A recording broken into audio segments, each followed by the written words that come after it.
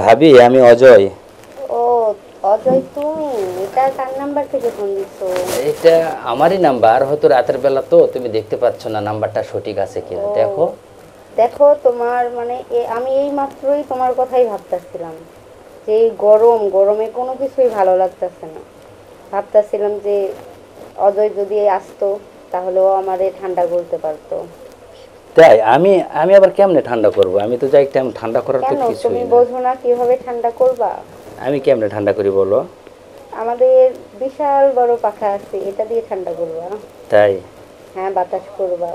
ও আচ্ছা, বিশাল বড় পাকা আছে। হুম। ও এই জন্যে। আচ্ছা, সেই পাকার বাতাস কি ভালো না?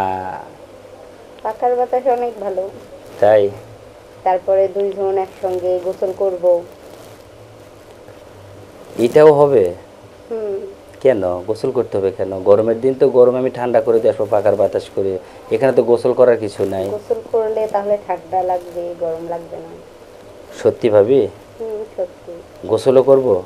হ্যাঁ। আরে এমনিতে তো যে গরম, গা তো ধুয়ে যায়, আবার গোসল করার কি প্রয়োজন? গোসল করলে তাহলে শরীরে গরম লাগবে না। শরীরের গরম লাগবে না গোসল করলে? হুম। কিন্তু এমনিতে তো গা মানে ধুয়ে পড়তেছে, তাহলে আবার গোসল করার প্রয়োজনটা ওইটাতে কোন? তো আর ঠান্ডা হয় না শরীর, ওইটাতে তো শুধু গরমই লাগে। তাই? শরীরে তো শুধু গরমই বাড়ে। আচ্ছা ভাবি, একটা কথা বলি। হুম, তোমার বাবার বাড়ি কোথায় বলো তো? হুম। তোমার বাবার বাড়ি কোথায়? আমার বাবার বাড়ি বগুড়া। কেন? বগুড়া? হুম। ওয়াও, আমার এলাকায়। ও, আপনার তোমার বাড়িও কি বগুড়া? হ্যাঁ, আমার বাড়িও তো বগুড়া। ও। আচ্ছা, তুমি যে দাউদকান্দি চিনা আছে তোমার, ওই যে দুপচাচিয়া, বগুড়া দুপচাচিয়া? হ্যাঁ, হ্যাঁ। আরে ওখানে তো আমার বাড়ি। তাই? হ্যাঁ। তাহলে তো চিনি, অনেকবার গেছি আমি ওখানে। তাই? হুম। আরে আমি কাজ করি, ওই যে ইউটিউবে কাজ করি। ও, তাহলে তো ভালো।